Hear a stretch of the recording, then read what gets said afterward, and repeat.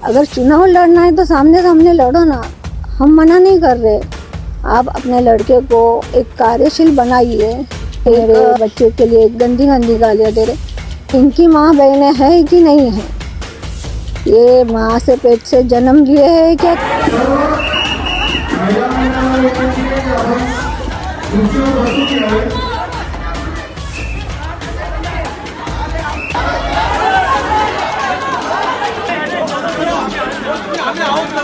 Challenges कुछ नहीं आ रहे, चैलेंजेस सिर्फ वोटर्स को तकलीफ़ हो रहा है।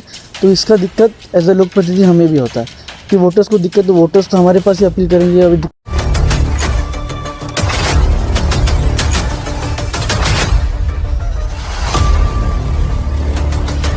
हेलो फ्रेंड्स, मैं फाम अंसारी। आप देख रहे हैं द माइक। भिवंडी शहर के वार्ड नंबर 1 से कैंडिडेट भिवंडी शहर की पूर्व महापौर प्रतिभा विलास पाटिल की आज एक सभा थी वार्ड नंबर 1 में, जिसके बाद वहां पर कुछ लोगों ने वहां पर हंगामा किया और बदतमीज़ी की इस पूरे मामले का आरोप प्रतिभा मैडम ने जो है बीजेपी पर लगाया, उनके कार्यकर्ताओं पर लगाया। उसी के साथ निज़ामपुरा पुलिस स्टेशन में इस पूरे मामले की जानकारी दी गई, जिसके बाद पुलिस ने मामला दर्ज करके मामले की तहकीकात शुरू कर दी है। इस पूरे मामले में प्रतिभा पाटिल और उनके बेटे मयूरेश पाटिल ने क्या कहा, आइए देखते हैं। मैडम जानकारी देंगे कि आज क्या हुआ था चुनावी प्रचार के दौरान? आज हम लोग गणपति मंदिर में हमारी सभा थी। तो सभा के दौरान हम लोग सब महिला मंडल को बुलाए थे। तो सभा हमारी जैसे ही चालू हुई, जैसे मैंने भाषण चालू करना शुरू किया, उतने में महेश चौगुले के आमदार, उनके समर्थक भावेश पाटिल और अन्य बच्चे लोग 10-15 की इसमें आए और उधर हमें गालियाँ देना चालू कर दिया। तो वहाँ हमारे पीछे सब महिला वर्ग बैठी थी। उन्होंने उनसे पूछा क्यों गालियाँ वगैरह दे रहे, तो वो एकदम गंदी गंदी गालियाँ महिलाओं को देने लग गया। तुम्हारी सभा करने की लायकी नहीं, इलेक्शन की लायकी नहीं है। तो ऐसा उल्टे उल्टा बातें हमारी महिला वर्ग को करने लगे और वहाँ हमारी फिर महिलाओं ने उसको के साथ थोड़ी धक्का मुक्की होगी और वो उल्टा सुल्टा बात करने लगा। उन्होंने महिलाओं के साथ धक्का मुक्की की? धक्का मुक्की यानी आगे पीछे सब बातें करने लगे। तो ये किस तरह का चुनाव है मुझे समझ में नहीं आ रहा है। भिवंडी में, पूरे भिवंडी में कहीं ऐसा कुछ माहौल नहीं है। वार्ड नंबर 1 में ही ऐसा माहौल चल रहा है। तो मैं, हमारे जो वार्ड नंबर 1 के जो रहवासी है सभी परेशान हो गए। आज ये माहौल, आज 30 साल से हम लोग यहाँ पे इलेक्शन लड़ रहे हैं, लेकिन ये जो इंसिडेंस हुआ है अभी कभी पहले हुआ नहीं था। इससे पहले भी हमारे साथ ऑपोजिशन में लोग खड़े रहते थे, लेकिन हमने कभी किसी को धमकाया नहीं, किसी वोटर को फ़ोन करके बोला नहीं तू उनका काम क्यों कर रहा है, हमारा क्यों नहीं कर रहा है, तू उधर जाएगा तो तेरे हाथ पैर तोड़ेंगे। तो ये भाषा हमारे साथ, हमारे कार्यकर्ताओं को बोली जा रही है। तो मैं माननीय अपने देवेंद्र फडणवीस साहब से इतना ही कहूँगी कि बीजेपी के हमारे आमदार है, उन्होंने ये इस तरह का कृत्य करना शोभा नहीं देता है। आप एक अच्छे पद पे बैठे हुए हो, उस पद का एक अहमियत है, उस अहमियत को आप कालिक मत पहुँचो। ये जो आप बता रहे हैं कि वोटरों को फ़ोन करके धमकाया जा रहा है या हाँ। तो फिर बोला जा रहा है, तो ये चीज़ें कैसे आपके सामने आई? जो वोटर्स है वो बता रहे हैं ना हमें। जी हाँ, क्या वो बोल रहे हैं कि हम यहाँ आपके साथ रैली में है या प्रचार कर रहे हैं, तो हमें धमकाया जा रहा है कि उनके साथ जाने का नहीं करके। अच्छा। हाँ। मयूरेश, आप थोड़ी सी जानकारी दीजिए थोड़ा सा।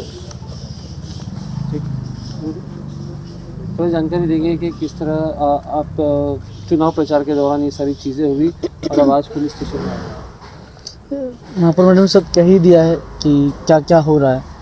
और मैं एक ही कहूँगा कि डेमोक्रेटिक कंट्री है, हर एक को चुनाव लड़ने का अधिकार है और वो अच्छे तरीके से लड़ा जाए।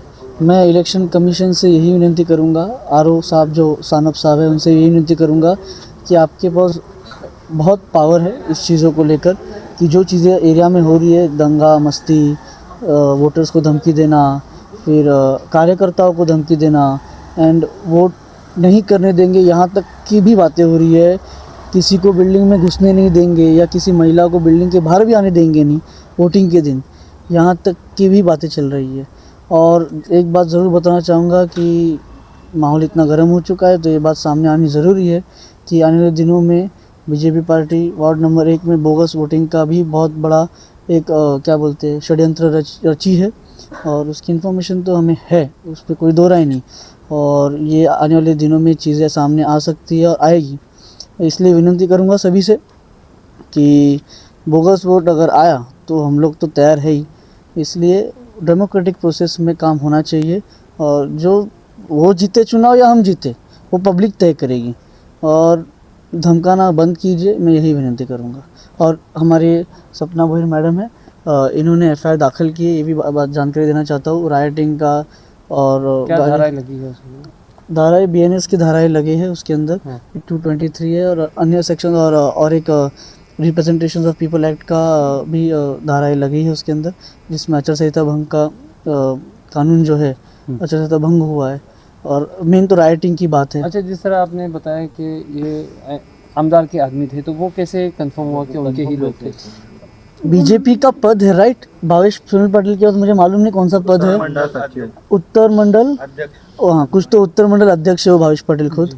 और वो इटसेल्फ प्रूव्स ना कि वो बीजेपी का है, और वो महेश चौगुले के साथ ही घूमता रहता है जी। और आज भी आप अगर कंफर्म न्यूज़ चाहिए तो देवेंद्र फडणवीस साहब की सभा में स्टेज पे वो था, मेरे को जितना मालूमात है मुझे।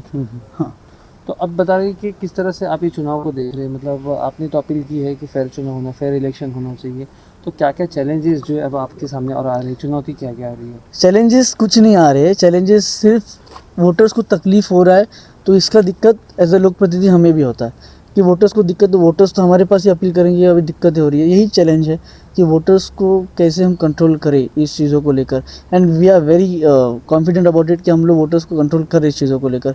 लेकिन MLA जो रहेंगे या फिर उनके जो भी कार्यकर्ता रहेंगे, ये लोग जो धांधली मचा के रखे, ये चैलेंजिंग गिर रहा है हमें भी, पुलिस प्रशासन को भी। तो फिर जवाबदारी लेगा कौन इस चीज़ों का, ये बहुत बड़ा सवाल है। आप पिछले 30 साल से वहाँ पे इलेक्शन लड़े, तो क्या कभी वहाँ पर आप अनअपोज जीत के आए? कभी नहीं अनअपोज जीत के आए, बिकॉज हमने कभी जैसे आज 6 नगर से वो बीजेपी के चुन के आए, वो कैसे चुन के आए तो उसकी बताने की ज़रूरत नहीं पड़ी महाराष्ट्र में क्या क्या चल रहा है। और आज तक हमें जितना मैं जानता हूँ कभी अनअपोज जीते नहीं है। विरोधक असावा, विरोधक होना चाहिए, लेकिन वो पॉलिटिकल विरोधक होना चाहिए। तुम जाति दुश्मनी लोगे और मस्ती करोगे तो मज़ा नहीं है उसमें। ठीक। मैं एक बात और कहना चाहूँगी, जैसे हमारी सभा रहती है उनकी भी सभा रहती है, तो आज तक का रिकॉर्ड है, आज तक हम कभी उनकी सभा में दाखिल नहीं हुए हैं। वो भले ही हमें बहुत सी गालियाँ दे रहे हैं, लेकिन हम एक शब्द भी बोल नहीं रहे, तो ये उनका राइट्स नहीं है कि हम क्या बोल रहे हैं तो आके जाके बोलना है। तो ये बहुत गलत बात है कि हमारी सभा में आके हमें ही धमकाए। उनके भी तो सभा ही होती है। MLA साहब मेरे पति विलास पाटिल के बारे में कितनी गंदी गंदी बातें बोल रहे, उसके कितने आदमी मेरे बच्चे के लिए गंदी गंदी गालियाँ दे रहे। इनकी माँ बहनें हैं कि नहीं है? ये माँ से पेट से जन्म लिए है क्या किसी और से जन्म लिए है? तो ये बात उन्हें सोचना चाहिए। वो भी फैमिली वाले हैं, हम भी फैमिली वाले हैं। अगर चुनाव लड़ना है तो सामने सामने लड़ो ना, हम मना नहीं कर रहे। आप अपने लड़के को एक कार्यशील बनाइए। एक शिक्षक जो रहते हैं, नगर पालिका ये कोई स्कूल नहीं है कि उसको अंदर भेज दिया और सीख लिया। कुछ बातें प्रॉपर होनी चाहिए। अगर बच्चा स्कूल में जाता है तो पहली दूसरी तीसरी ऐसे एक एक पायदान चढ़ रहा है। अगर ये राजकारण में हम ऐसे ही उसको अगर घुसा दे तो उसको नॉलेज तो भी होना चाहिए राजकारण का। एक जिद के कारण विलास पाटिल को, उसकी फैमिली को नीचा दिखाना है हमें, इसलिए ये बातें सब चल रही है।